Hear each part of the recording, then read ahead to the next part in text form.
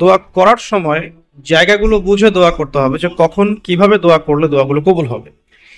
প্রথম কথা হচ্ছে যে দোয়া করার আগে আল্লাহ পাকের প্রশংসা করতে হবে, আল্লাহর হামদ প্রশংসা করতে হবে। সূরা ফাতিহা পড়ে নিতে পারেন একবার।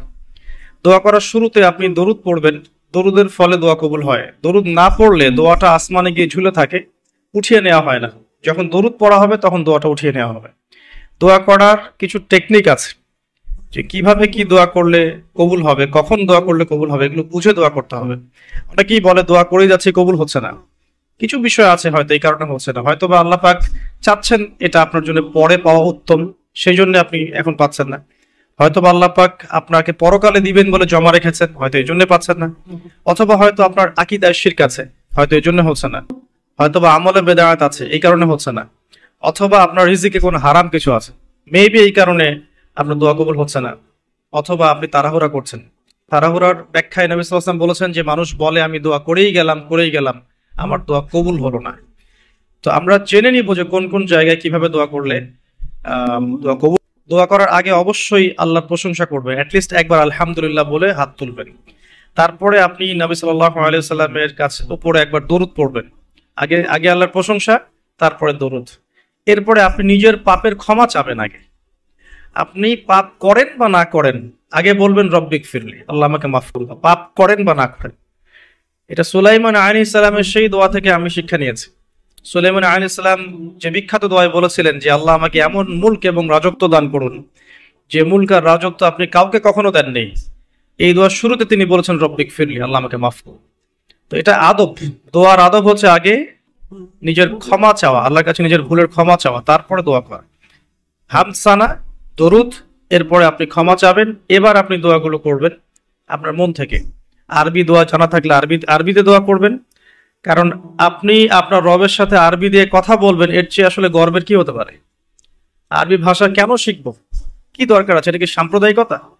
আল্লাহ রাব্বুল আলামিনের আল্লাহ পাক যে ভাষায় কোরআন নাজিল করেছেন, আল্লাহ পাক যে ভাষায় কথা বলেছেন কোরআনে, সেই ভাষায় আমি আল্লাহর সাথে কথা বলছি, এর চেয়ে গর্বের কি আছে আমার জন্য?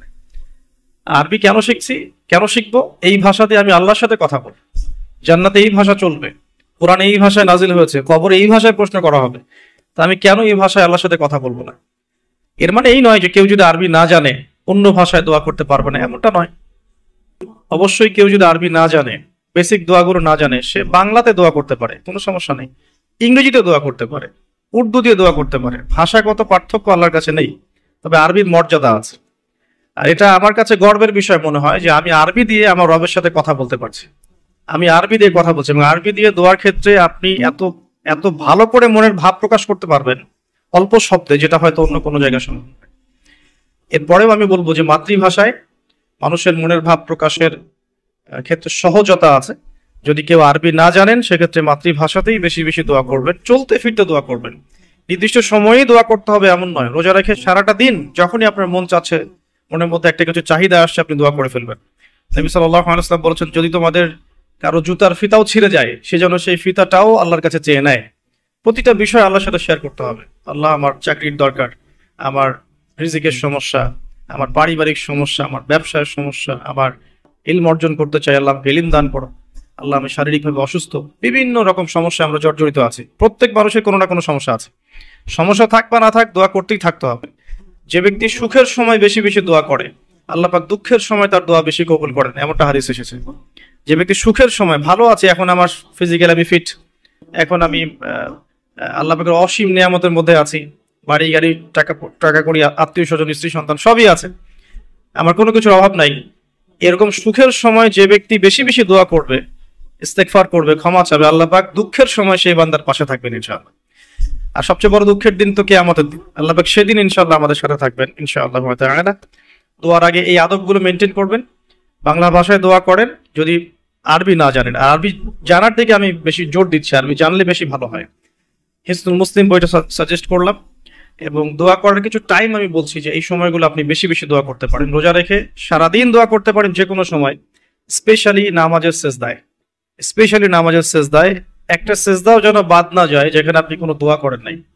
অ্যাটলিস্ট আপনি কিন্তু সেজদায় তাসবিহ পড়েই বলতে পারেন, আল্লাহুম্মা আতিনা ফিদ দুনিয়া হাসানা ওয়া ফিল আখিরাতি হাসানা ওয়া কিনা আযাবান নার, আল্লাহুম্মা আইন্নি আলা যিকরিকা ওয়া শুকরিকা ওয়া হুসনি ইবাদাতিক। যে কোনো দোয়া আল্লাহুম্মা আনতাস সালাম ওয়া মিনকাস সালাম ফাহাইয়িনা রাব্বিনা বিসসালাম।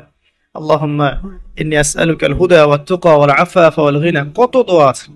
রব্বি হাবলি মিনাস সালিহিন। আল্লাহুম্মা রব্বানা আতিনা ফিদ দুনিয়া হাসানাহ ওয়া ফিল আখিরাতি হাসানাহ ওয়া কিনা আযাবান নার। রব্বির হামহুমা কামা রাব্বায়ানি সগীরা।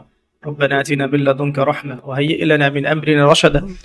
প্রচুর দোয়া আছে, দোয়ার উপর সেশন করা যাবে।